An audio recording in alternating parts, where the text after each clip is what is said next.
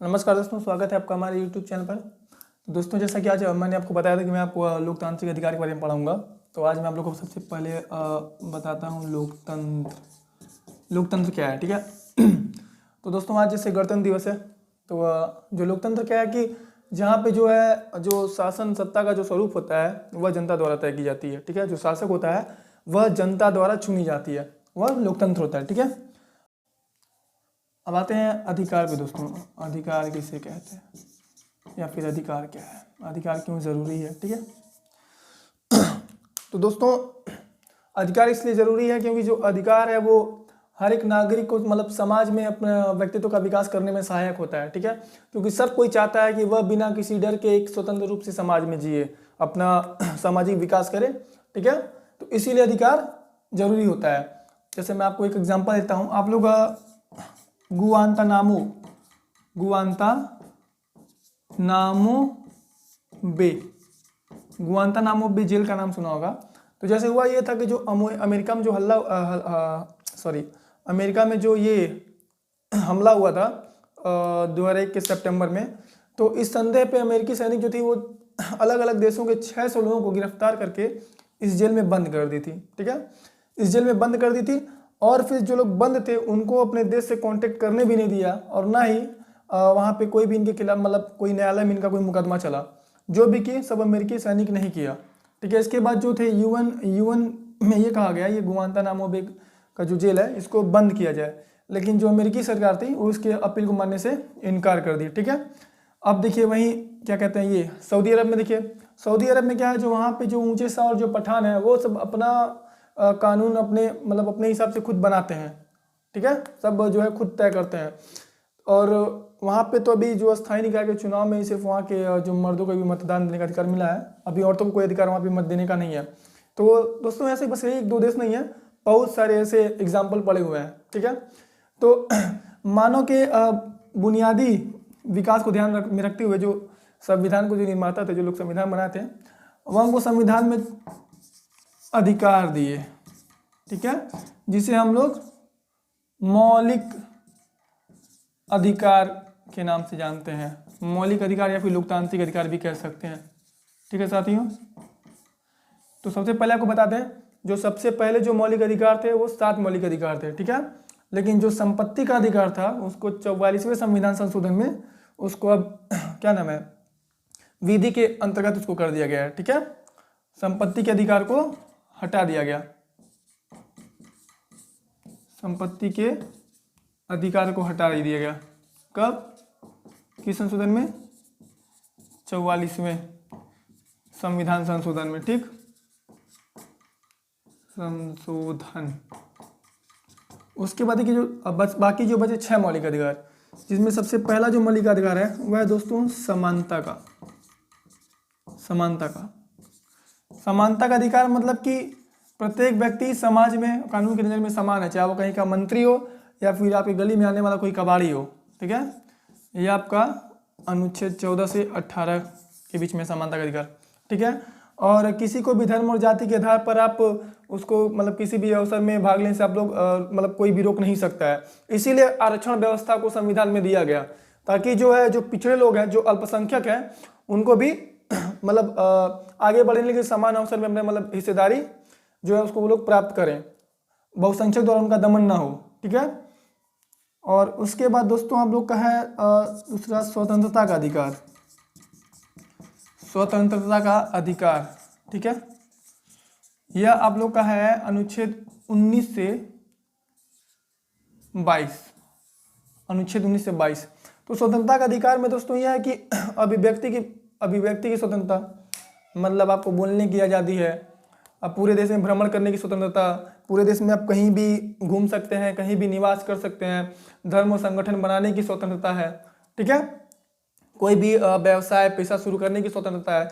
लेकिन ये कहीं सीमित नहीं है। ठीक है। ये सीमित नहीं है, स्वतंत्रता का अधिकार जो है ये सीमित नहीं है। क्यों? क्योंकि देखिए अगर इसको असीमित कर दिया जाए तो अभिव्यक्ति की स्वतंत्रता के तहत कई लोग तो ऐसे निकलेंगे जो राह चलते गाड़ी देते हुए चलेंगे। ठीक है। किसी कुछ भी बोल दो। ठीक है। तो फालतू में मार झगड़ा। और कहीं भी किसी संगठन बनाने की स्वतंत्रता है, तो क्या पता लोग ऐसा संगठन में लगे अलकायदा जैसे लोगों को जोड़ने। ठीक है।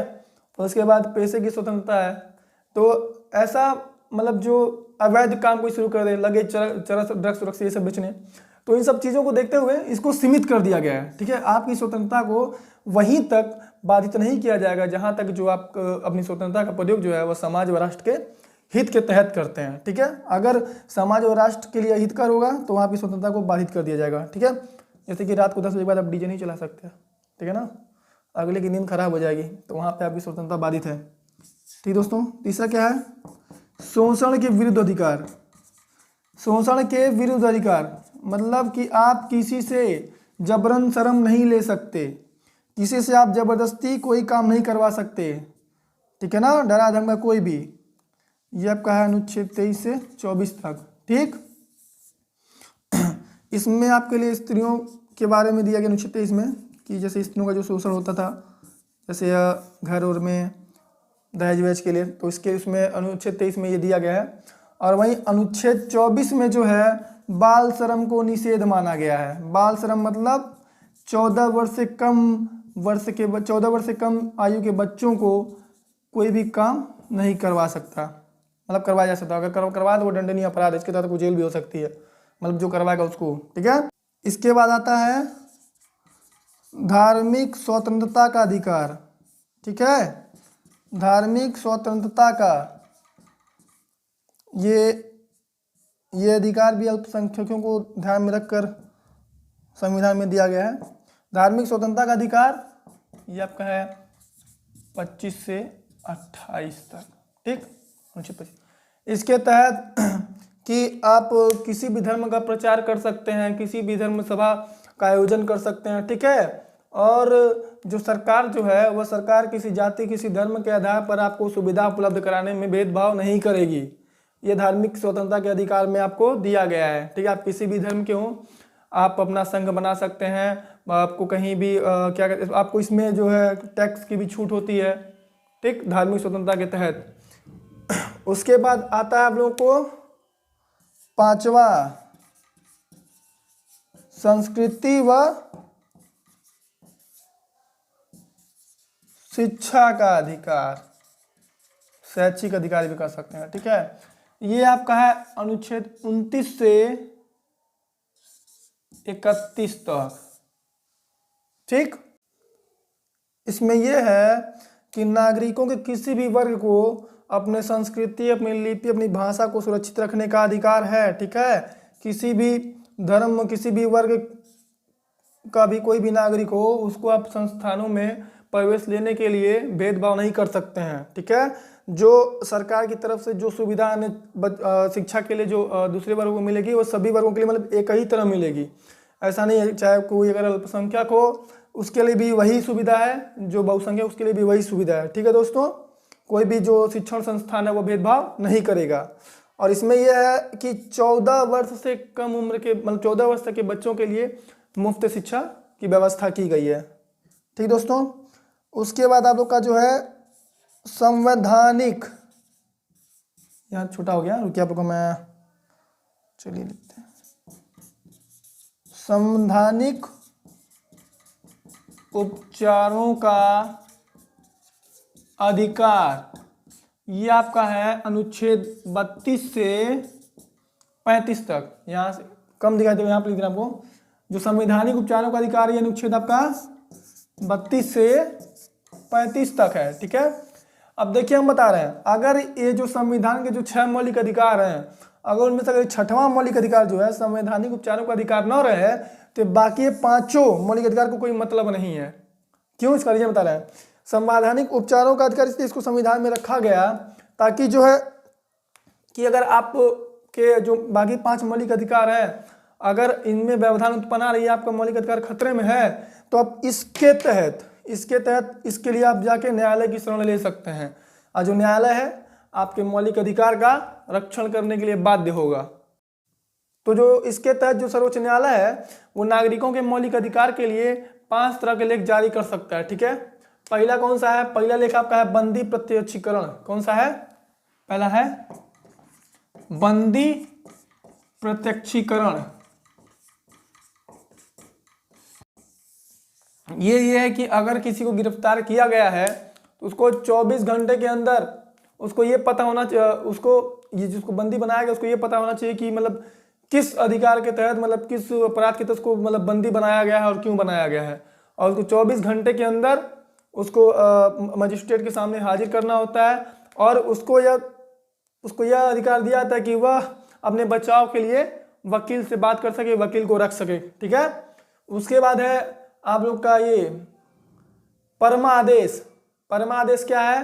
परमादेश यह है जो विधिक जो अधिकारी होते हैं उनके कर्तव्यों को निर्वहन करने अगर मतलब सही से नहीं करते हैं तो उनके लिए जो सर्वोच्च न्यायालय उनको आदेश देता है कि अपने कर्तव्यों का सही से पालन करें, होता है परमा आदेश। परम आदेश मतलब समझ रहे ना, परमादेश। ठीक। इसके बाद है प्रतिषेध। क्या है? प्रतिषेध। प्रतिषेध जो है ये सर्वोच्च न्यायालय द्वारा मतलब उच्च न्यायालय द्वारा जो अपने निम्न न्यायालयों को ये भेजा जाता है, मतलब कि मामलों में कि जिन मामले में उनको ये भेजा जाता है कि ये उनके अधिकार क्षेत्र से बाहर है।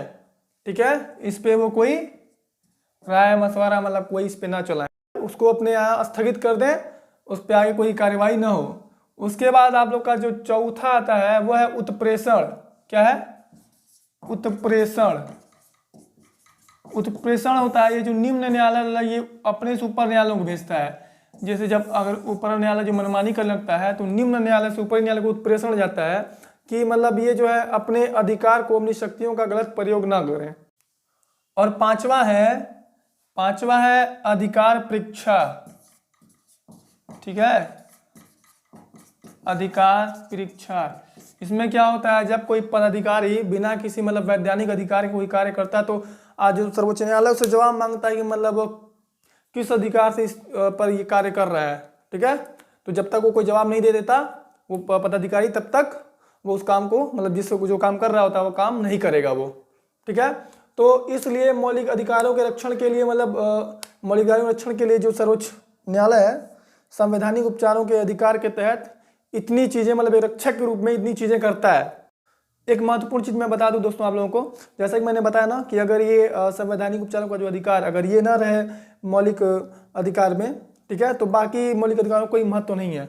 इसको संविधान का हृदय भी कहते हैं, संविधान का आत्मा, दिल, जो भी इसको कहते हैं। ठीक है। तो दोस्तों ये था आप लोगों का लोकतांत्रिक अधिकार, जो मैंने सब समझा दिया। लोकतंत्र क्या, अधिकार क्यों जरूरी है। आप ये गुआंतानामो सऊदी अरब का एग्जाम्पल तो लिए ही हैं, मतलब ये आपको बताता है कि अधिकार क्यों जरूरी है। बिना अधिकार के जो जीवन होता है दोस्तों वो एकदम दर्दनाक और सबसे एकदम नरक बन जाता है। तो इसीलिए अधिकार जरूरी है, जिनमें से बाकी सारे अधिकार के बारे में आपको बता ही दिया गया है। बाकी फिर मिलेंगे दोस्तों अब अगली वीडियो में। ठीक है। तब तक के लिए जय हिंद, जय भारत।